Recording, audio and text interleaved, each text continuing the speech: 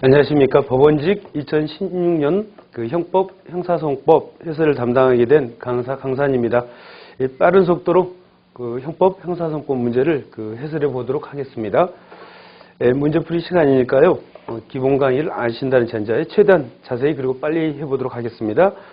16년 형법, 2016년 3월 5일날 시행된 법원직 시험이죠. 1번 보도록 하겠습니다. 공범에 관한 다음 설명 중 가장 옳지 않은 것은 보면 1번 지문은 제가 읽어볼까요? 2인 이상이 범죄에 공동 가공하는 공범 관계에서 공모는 이 공모란 말은 공모, 공동 가공의사, 공동 실행의사 다 같은 말이죠. 의사 연락까지 공동 정범의 주관적 요건입니다. 법률상 어떤 정형을 요구하는 것이 아니고 2인 이상이 공모하여 어느 범죄에 공동 가공하여 그 범죄를 실현하려는 의사의 결함만 있으면 되는 것으로서 비록 전체의 모의 과정이 없었다 하더라도 수인사에 순차적으로 암묵적으로 상통하여 그 의사의 결합이 이루어지며 공모관계가 성립한다. 여러분 순차적 동그라미 일시적 반대말이 순차적입니다. 그 다음에 암묵적 반대말 암묵적 동그라미 명시적입니다. 그래서 공동정범에서 주관적인 요건인 공모 즉 공동가공의사는 방법이 제한이 없다. 그래서 의사연락 방법 제한 없다 이렇게 써두시면 됩니다. 일시적에도 좋고 순차적에도 좋다. 명시적에도 좋고 암묵적에도 좋다. 시험에 아주 잘 나오는 판례죠. 맞습니다. 그 다음에 공모관계 이탈 떡세 두시고요. 공모관계 이탈 이건 어사건에서 나온 판례죠. 공모자가 공모에 의하여 담당한 기능적 행위지배를 해소하는 것이 필요하다. 아주 중요한 말입니다. 기능적 행위지배를 해소하는 것이 필요하다. 여러분 공동정범의 행위지배가 기능적 행위지배죠. 그래서 기능적 행위지배를 해소해야지 이탈을 인정합니다. 그래서 공모자가 공모에 주도적으로 참여하여 다른 공모자의 실행에 영향을 미친 때에는 범행을 저지하기 위하여 적극적으로 노력하는 등 실행에 미친 영향력을 제거하지 아니하는 한 공모관계에서 이탈됐다고 할 수는 없다. 그래서 제일 중요한 단어는 영향입니다. 즉, 이 공모에 주도적으로 참여하여 다른 공모자의 실행에 영향을 미친 때는 영향을 미쳤다면 그 영향을 제거해야 됩니다. 역자를 붙이긴 하지만 영향을 미쳤다면 영향력을 제거해야지 이탈을 인정합니다. 여러분 아시죠? 20대인 갑돌이가 10대인 3명에게 전날 밤 강도 훈련을 했죠. 그래서 그 다음날 날이 밝아가지고 표적을 찾고 있는데 강도 표적이 떴습니다. 그래서 우르르 달려가는데 갑돌이는 비대한 체격 때문에 범위 현장 부근에서 주저앉았죠. 주저앉은 것이 과연 이탈로 볼 것인가? 우리 판례 이탈을 부정해서 강도상해 측 공동정범을 인정합니다. 알아두시고 또 미리 말씀드리면 앞으로 이제 나올 만한 아주 중요한 판례가 또 이탈을 부정한 판례가 있죠. 구치소에 또는 교도소에 수감되었다 또는 구속 중이었다. 이 경우 이런 단어가 나오더라도 여러분 이탈을 부정한다. 그래서 미성년자를 유인해가지고 성매매를 시켰죠. 이 경우에 갑돌이는 다른 공범들은 계속 미성년자를 성매수를 시키는데 오늘 갑돌이는 수감이 되었습니다. 구속 중이었죠. 이 경우 이탈이 되는가? 영향을 미쳤다면 그 미친 영향력을 제거하지 않는 이탈이 아니다. 그래서 사실관계에 표현하면 이탈을 부정한 대표적인 판례 사건, 그 다음에 수감된 사건 또는 구속 중인 사건 꼭 기억해 두시고요. 그 다음에 3번 포괄일지의 관계에 있는 범행의 일부를 실행한 후 공범관계에 이탈하였으나 다른 공범자에 의하여 나머지 범행이 이루어진 경우 이 다단계 사기 사건에서 나온 판례죠. 피고인이 관여하지 않는 부분에 대해서도 죄책을 부담한다. 즉 말씀드리면 공모를 해가지고 계속 같이 범죄를 수행하다가 이때 뭔가요?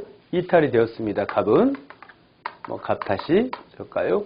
이때 이탈이 됐는데 갑은 이탈했다 하더라도 이 부분을 이미 공모했는데 이탈 이후 갑 다시는 여전히 사기를 치고요. 이 부분까지 책임져야 되니 공모한 범위에 속하는 것이니까 우리 판례는 다 책임지라는 취지입니다.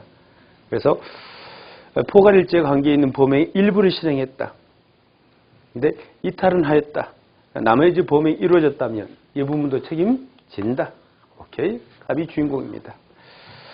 그 다음에 4번 포괄일지의 범행 도중에 공동정범으로 범행에 가담한 자는 이걸 우리가 승계적 공동정범에서 후행자 그러죠. 나중에 범행에 가담한 자는 그 범행에 가담하였을 때 이미 이루어진 종전의 범행을 알고 이를 용인한 것이므로 전체 범행에 대하여 공동정범의 책임을 진다. 잠깐 해보면 갑돌이가 1월 1일부터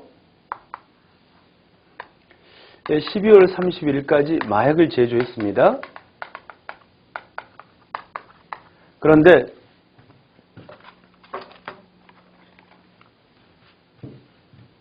(6월 1일에) 고향 친구 갑다시를 만나가지고요. 6월 1일에 의기투합이 됐습니다. 우리 같이 마약을 제조하자. 그러자 해가지고요. 마약을 제조했습니다. 우리가 갑을 우리가 뭐라고 불러요, 여러분? 선행자, 착한 사람이 아니라 먼저 행한 사람이죠. 우리가 갑다시를 후행자 그러죠. 이렇게 의사 연락이 행위 중에 이루어진 경우를 우리는 승계적 공동정범 그러죠. 일단 승계적 공동정범 인정합니다. 아까 말씀드렸습니다만 의사 연락의 방법 제한 없다. 일시적, 순차적, 그다음 명시적, 묵시적. 묵시적이 암묵적 같은 말입니다. 의사 연락의 시기도 제한이 없습니다. 보통은 행위 전에 의사 연락을 하겠죠. 애모적. 행위 시에 의사 연락이 있으면 우연적. 이렇게 행위 중에 의사 연락이 있으면 이걸 승계적 공동정범 그러죠. 그래서 갑과 갑다시는 공동정범이 됩니다. 근데 시험에 나오는 건 뭐냐면 이 후행자의 책임 범위입니다. 이 부분에 대해서 책임지는 것은 당연합니다. 근데 알고 가담했으니까 이 부분도 책임이 질 것인가. 근데 후행자의 규칙 범위, 책임 범위에 대해서 우리 판례는 일관되게 얘는 가담 이후 부분만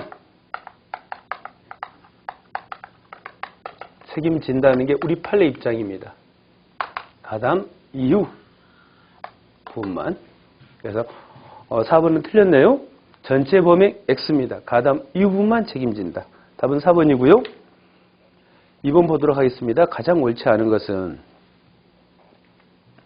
탄원 불량 사건 뭐라 났나요? 불능범위를 할 수 없다. 맞네요. 불능범위를 할 수 없다. 불능미수라는 취지입니다. 탄원 불량 키워드 잡으셔서 법원지 시험 같은 경우에는 뭐 다 그렇습니다만 판례 같은 경우에는 키워드를 잡으셔서 빨리빨리 풀어가지고 시간이 많이 소요되는 과목에 또 투자를 하셔야 되겠죠. 두 번째 보면 임차의 명의를 처의 명의로 변경했다.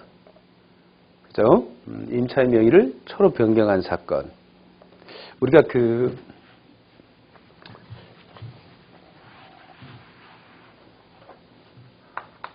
미수에서 위험성이 있는가 없는가에 따라서 위험성이 있다면 우리가 불능미수. 위험성이 없으면 우리가 불능범 그러죠. 근데 시험용으로 여러분들은 불능범을 인정한 판례 4가지를 외우셔야 됩니다. 소소사애. 뭐라고요? 같이? 소소사애. 소가 가장 시험에 많이 나오는 소송비용 사건입니다. 소송비용은 소송비용을 받아내기 위해서 이미 소송비용을 받은 자가 손해배상 청구를 했죠. 그런 방법은 절대로 소송비용을 받아낼 수 없습니다. 아시겠어요? 그래서 우리 판례 사기죄 불능범, 또 시간이 없으니까 이 소는 소액 임대차 보증금 사건. 이 사건이 바로 임차의 명의를 임대차 계약서의 임차의 명의를 처로 변경한 사건입니다. 처로 변경했다. 처로 변경한 사건. 소액 임대차 보증금 사건. 그 다음에 사자 상대 소송. 이것들은 다 뭐냐면 불능범인데요. 무슨 죄의 불능범인가? 사기죄의 불능범입니다. 사기죄의 불능범. 그 다음에 에페티린의 비행초산 혼합사건. 마약 제조의 불능범입니다. 2심에서는 불능미수를 인정했는데요. 대법원에서는 불능범 취지로 파기환송한 판례죠. 에페티린의 비행초산 혼합한 사건. 여기는 뭐가 나오냐면 염산 에페티린이 아니라 메칠 또는 메틸 해도 되겠죠. 에페트린 사건입니다. 이 단어가 나오면 마약제조의 불능범이다. 그래서 소송비용 사건, 소송비용의 확정 절차를 통해서 청구해야 되는데 손해배상 청구의 방법으로 소송비용을 받으려고 시도했다. 이 위험성이 없다는 것은 우스운 짓거리다 이 말입니다.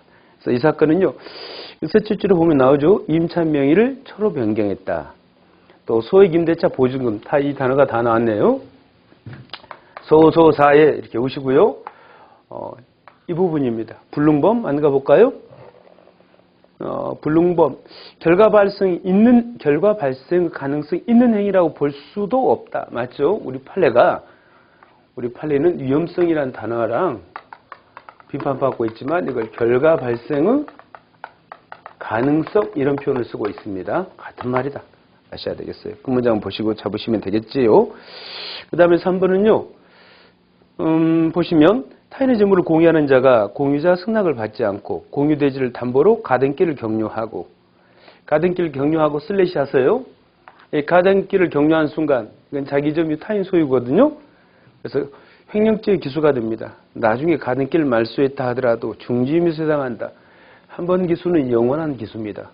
그래서 기수 이후에 중지 판례가 2개 있는데 일단 기수 이후에 기수가 되면 돌아올 수 없는 강을 건넌 겁니다.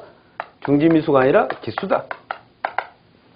2가지 판례, 여기 나온 가등기 말소 사건, 그 다음에 아주 중요한 판례가 하나 더 있죠. 대마 소각 사건. 대마는 돈 주고 구입하는 순간에 뭐가 돼요? 대마 매매죄 기수가 됩니다. 근데 이제 집에 돌아와서 후회하는 마음으로 대마를 소각했지만 기수죠. 대마 소각 사건 2개 외우십니다. 기수 이후의 중지. 그래서 중지미수 해당한다. 틀렸죠? 답이네요. 횡령죄의 기수 이렇게 써두시면 되겠습니다. 그 다음에 4번은 발각이 두려워. 우리 판례는 일관되게 공포심에 의한 중지를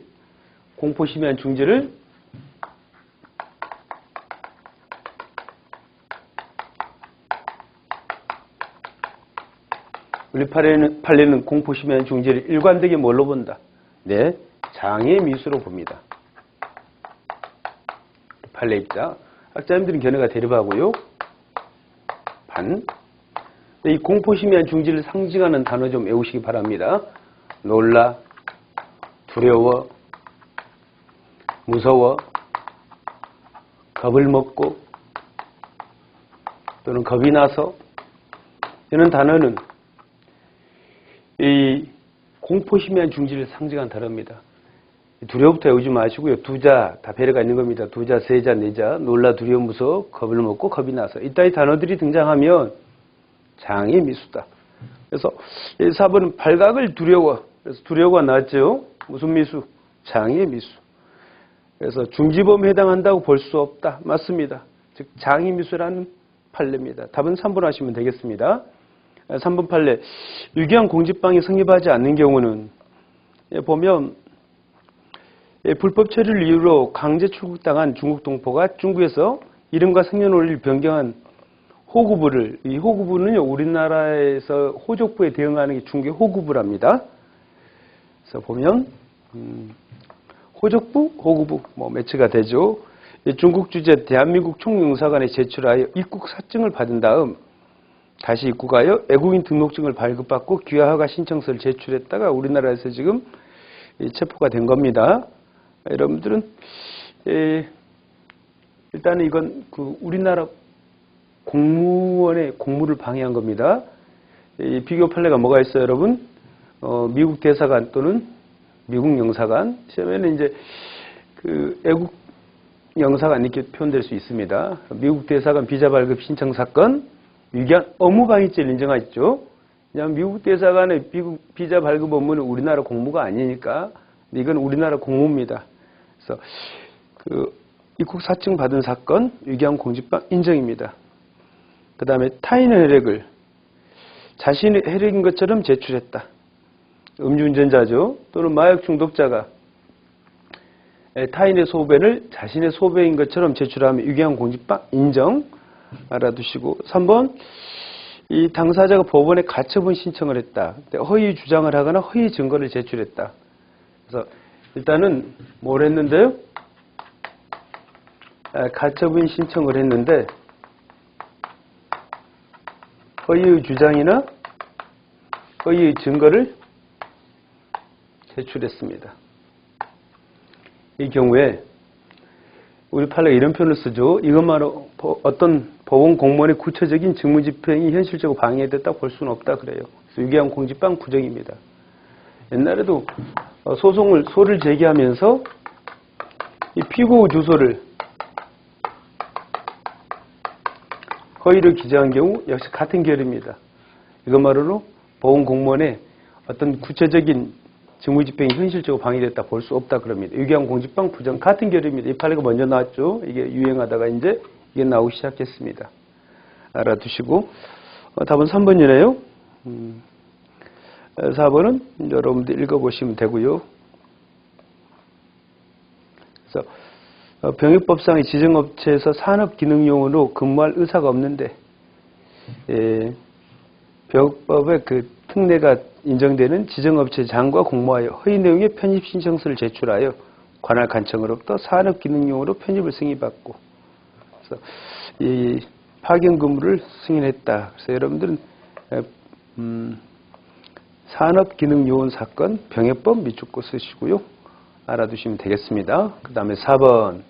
4번 아주 시험에 좋아하는 판례죠. 횡령죄에서 부동산에 대한 횡령죄에서 보관자가 되기 위해서는 우리 판례가 점유를 기준으로 할 것이 아니라 당해 부동산을 유효하게 제3자에게 처분할 수 있는 권능, 즉 주의가 있는가를 본댔죠. 맞는 말이고요. 그 다음에 2번. 등기서를 유조하여 등기 공무원에게 제출함으로써 피고의 명의로 소유권 이전 등기를 마쳤다.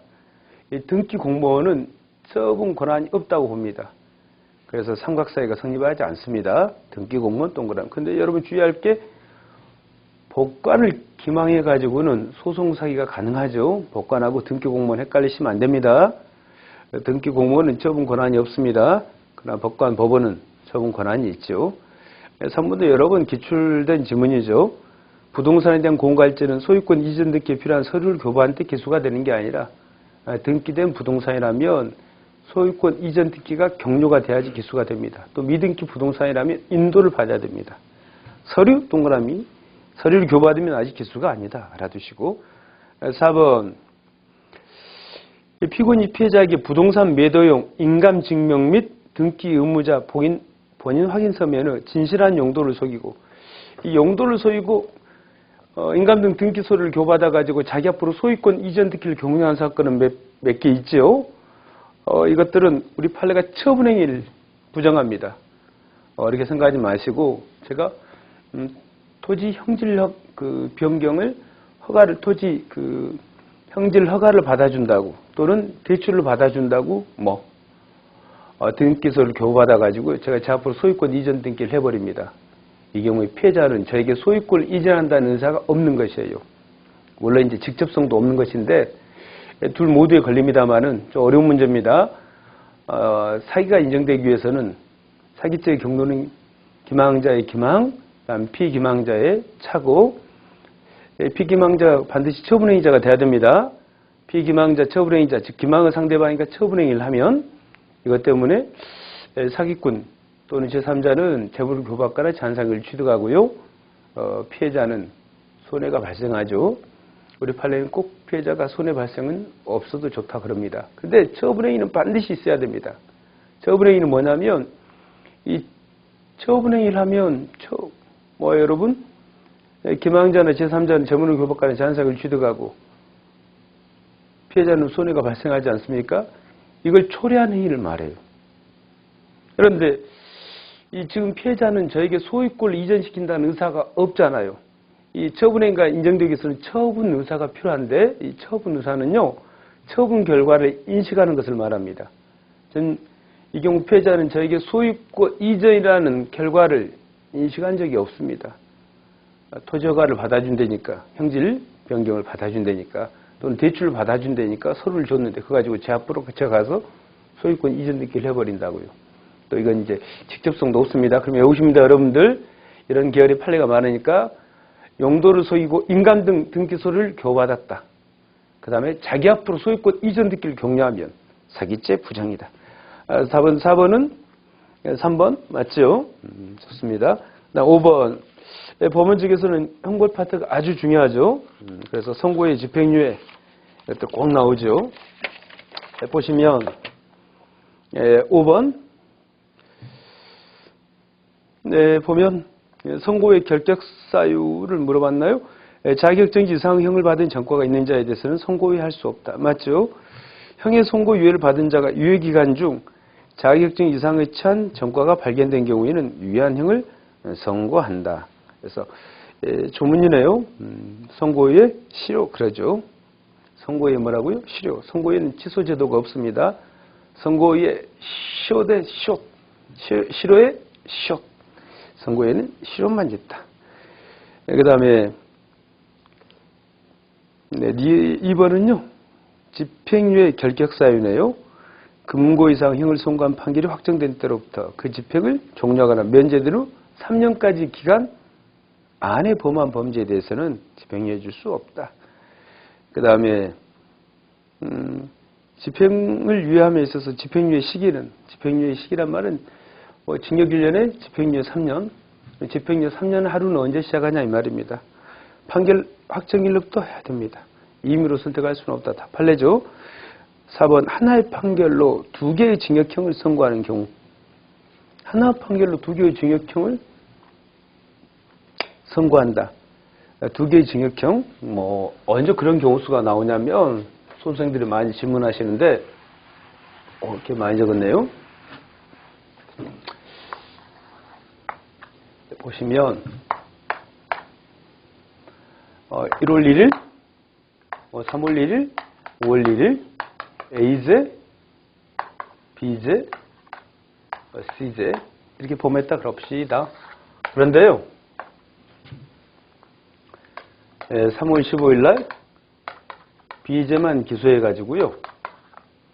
4월 1일 날 B제에 대한 확정 판결이 나왔습니다.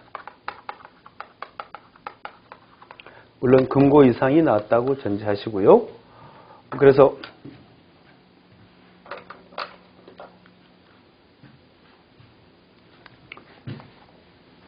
이렇게 하면 안 맞겠죠. 이 정도 그래야 되겠네요. 5월 1일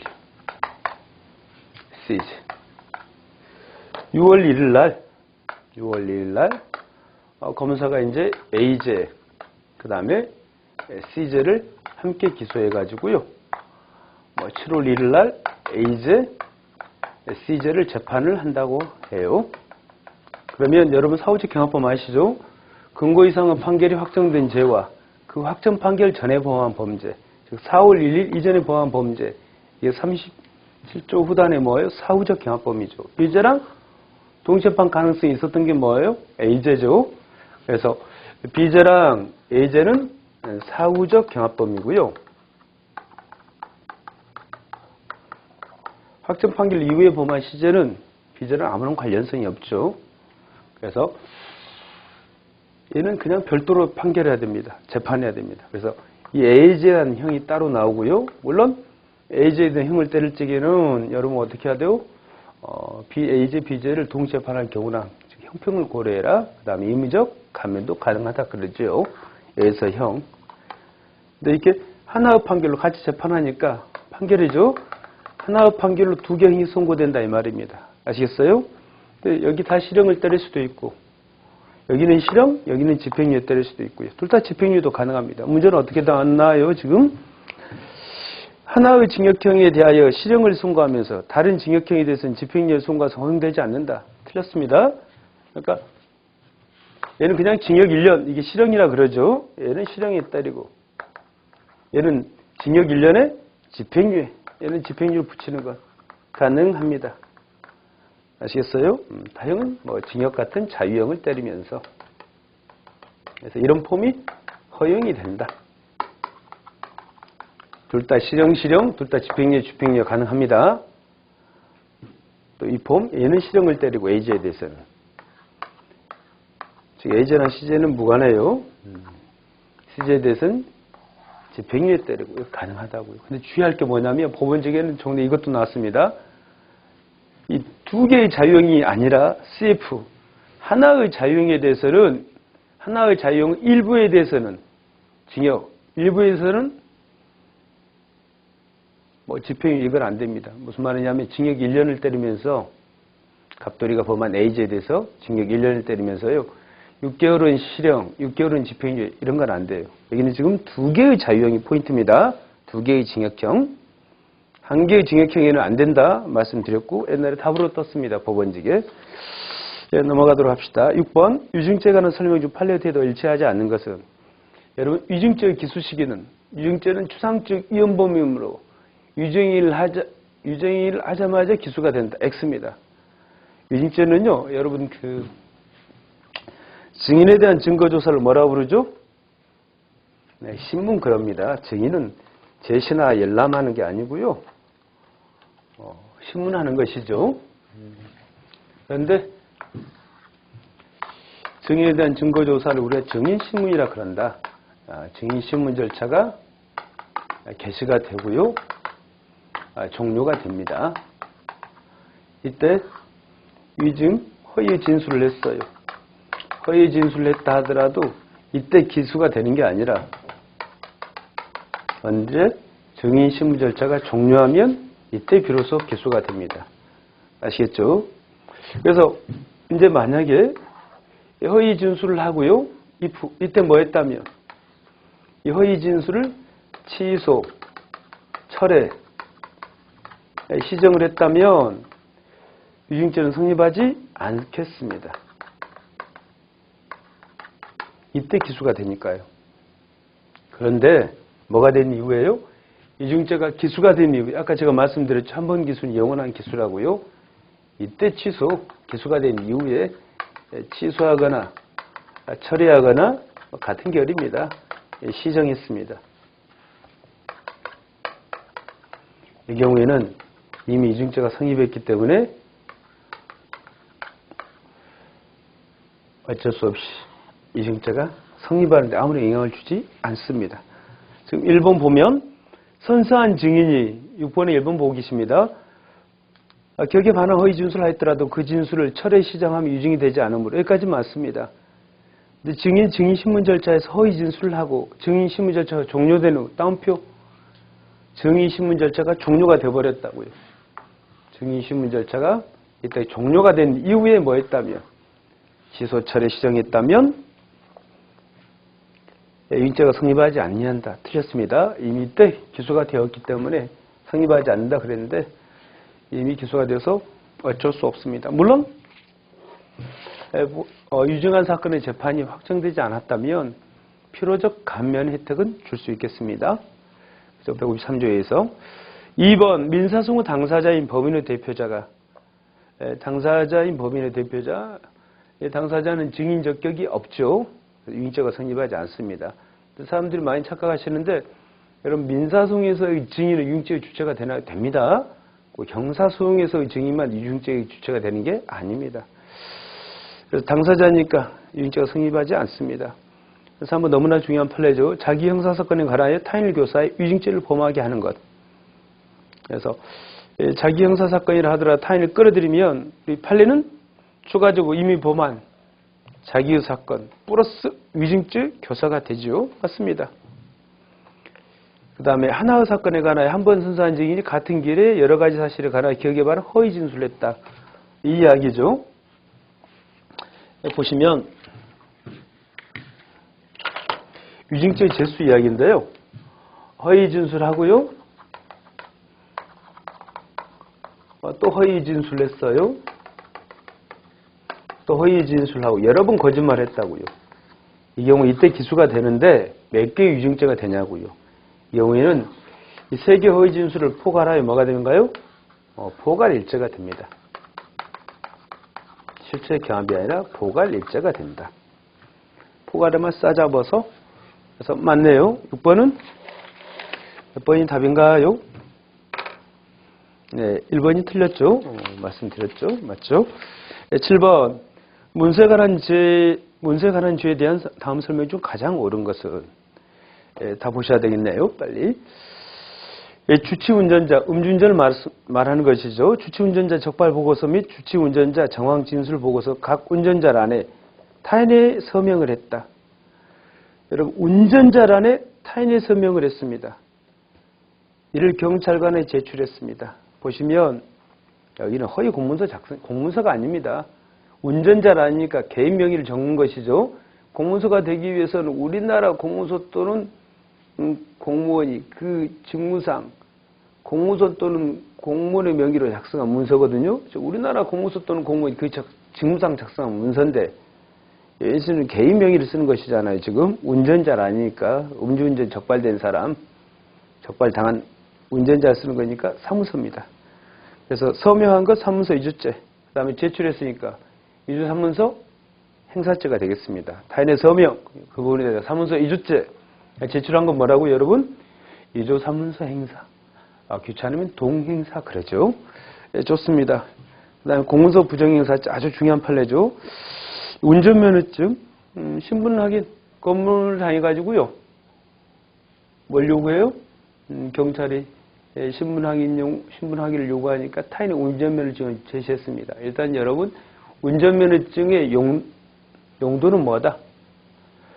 운전할 수 있는 자격을 증명하는 것이죠. 또 운전면허 시험에 합격했다는 것을, 즉 운전할 수 있다는 자격을 증명, 플러스 전환합체 8종에서 추가가 된 게 주민등록증처럼 동일인 증명, 즉 신분 확인 정도 되죠. 그런데 이제 아셔야 될 게 공문서 부정행사죄가 되기 위해서는 권한이 없는 자가 공문서 부정행사죄를 범하기 위해서는 권한이 없는 자가 공문서의 용도대로 행사해야 됩니다. 그러면 권한이 없는 자죠. 타인의 운전면허증이니까 이 경우 운전면허증 용도인 신분 확인용으로 행사한 것이니까 당연히 공문서 부정행사죄가 성립한다로 바꾸셔야 되겠습니다. 그 다음에 3번 타인의 주민등록증 사본에 볼까요? 이건 제4본의 무수성을 인정한 아주 중요한 판례죠. 문제 푸시니까 말을 좀 빨리 하고 있습니다. 설명할 것 많고. 보실래요, 여러분?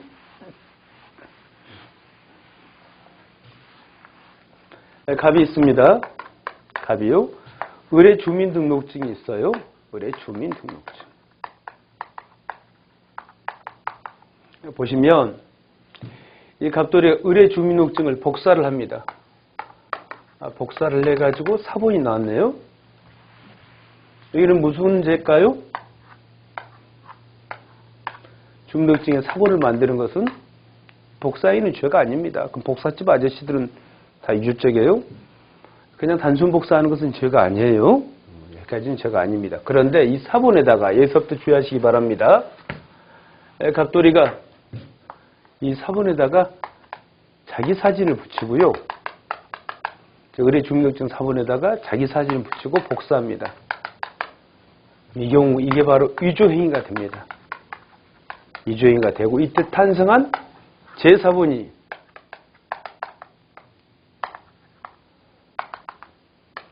공문서 위조죄가 된다.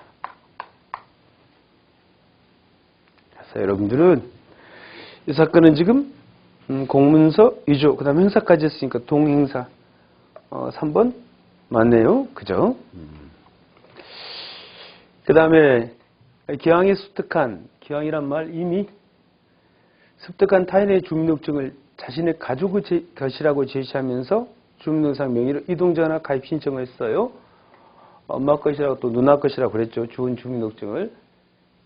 여러분 주의할 게 이게 공문서 부정행사죄가 부정됐죠. 권한이 없는 자인데 권한이 없는 자는 제가 뭐라고 용도대로 그 공문서 용도대로 행사해야 된댔죠. 그래서 제일 중요한 말이 뭘까요? 네. 가족의 것이라고 명표하셔야 됩니다. 가족의 것이라고. 그러니까 제가 미성년자인데 핸드폰을 만들려고 갔는데 부모 동의가 필요하다 그래요. 그래서 부모의 동의를 입증하기 위해서 엄마가 승낙했다. 엄마 주민등록증을 보여준다고. 제가 주민등록증 용도는 신분 확인용입니다. 제가 이 사람이 그런 게 아니라 뭐라고 그랬어요? 우리 엄마가 승낙했다는 거 입증한 용도로 엄마가 핸드폰 만들으라고 줬어요. 이렇게 보여주는 거예요. 그래서 가족의 것이라고 제시한 것이지 내가 이 사람이요. 이 시간 말로 하면 동일인 증명, 신분 확인용으로 행사한 것이 아니다. 그래서 공문서 부정행사죄가 성립하지 않는다. 모든 시험에 여러 번 나온 판례죠. 그다음 8번. 일반 교통방해죄에 관한 설명 중 가장 옳지 않은 것은 1번 일반 교통방해죄는 우리 판례가 추상적 위헌범이라고 명백히 표현합니다. 추상적 위헌 그러면 현실적으로 또 뭐 결과 발생 이따의 단어들을 별로 안 좋아합니다. 볼까요? 일반 교통방해죄는 교통이 불가능하거나 현재의 곤란한 상태가 발생하더라도 교통방해 결과가 현실적으로 발생하지 않은 경우에는 일반 교통방해 미수가 성립한다. 네, 틀렸습니다. 기수입니다. 즉 교통이 불가능하거나 현재의 곤란 상태를 만들면 기수가 됩니다. 나머지는 다 맞겠지요. 육로. 일반 교통방해죄는 육로, 수로, 그 다음에 교량을 대상으로 하는데 실제 판례가 나온 건 다 육상통로 또는 육상도로의 준말인 육로에서 나오겠죠. 그래서 육로의 개념, 우리 판례도 뭐라 그랬나요?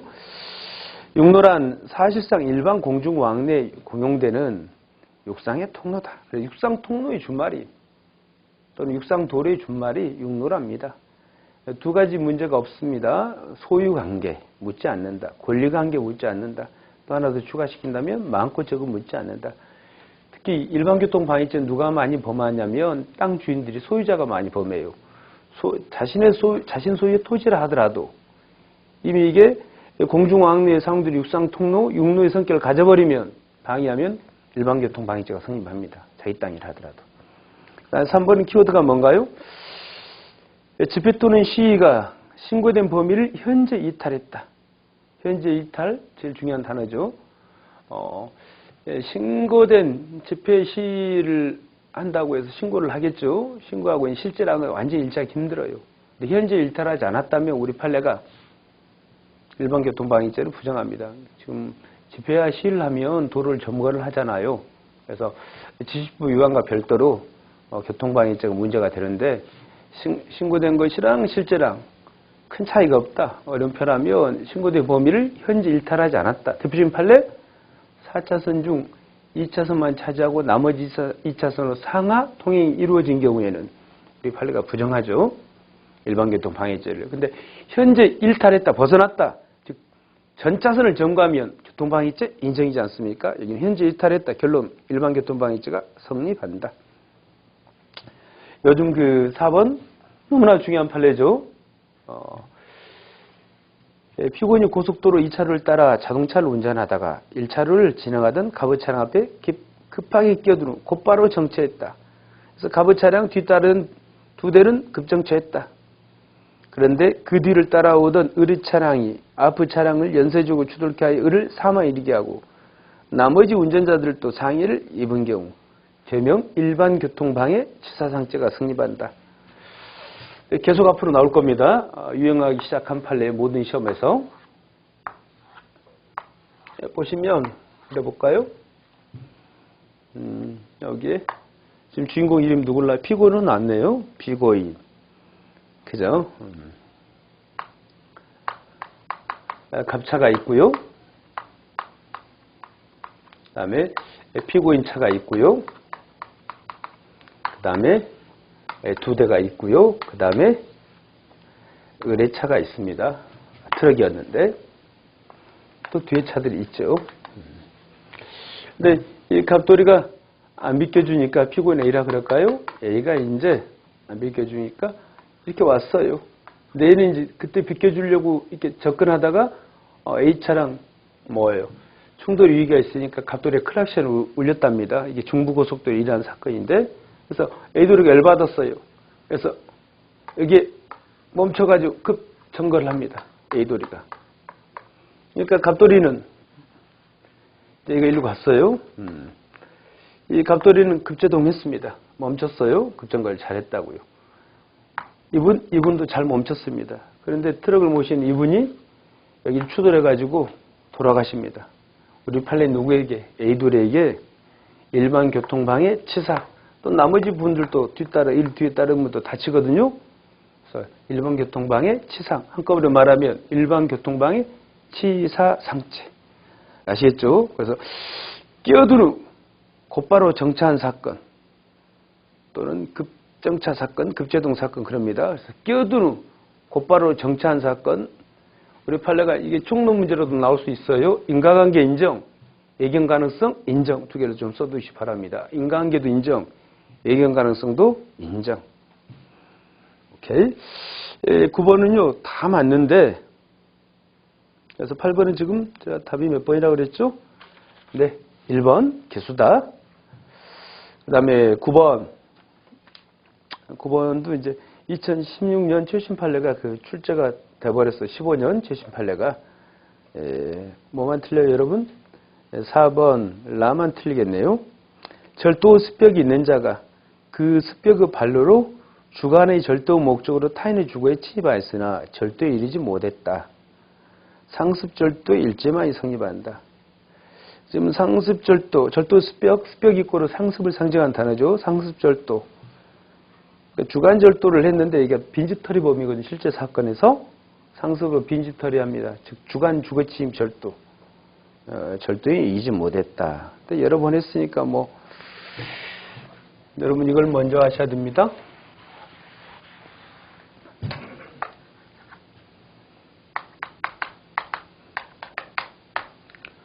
주관에 주거에 침입하여 절도하면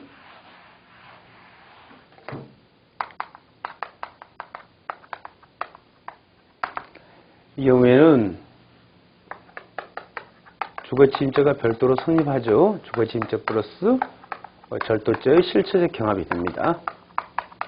그죠? 물론 야간에 주거에 침입하여 절도하면 야간 주거침입 절도만 되겠죠. 그죠? 왜요? 이미 죄명 야간 주거침입 절도 안에 주거침입을 포함하고 있으니까 야간 주거침입 절도죄 하나만 성립합니다.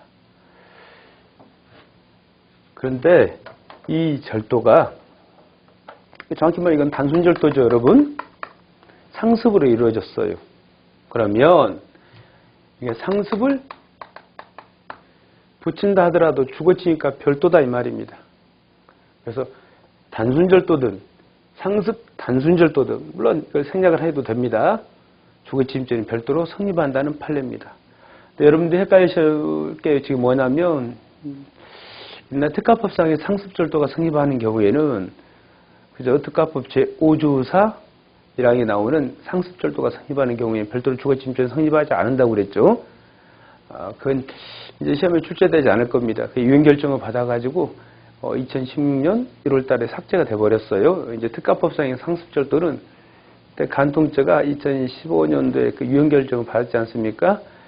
이제 그 간통죄 묻혀가지고 이슈가 되지는 않았는데 유행결정을 받아버렸죠. 특가법상의 상습절도 이런 거. 그래서 생각하지도 마시고요. 지금 제 말 이해되시죠? 주간에 주거에 침입하여 절도했다. 그러면 주거침입 플러스 단순절도 일경이 되듯이. 근데 이 단순절도가 상습을 이루어졌다면 상습 단순절도 플러스 주거침입 살아남는다. 너무나 중요하다. 앞으로 계속 나올 겁니다. 됐고요. 나머지는 다 맞습니다.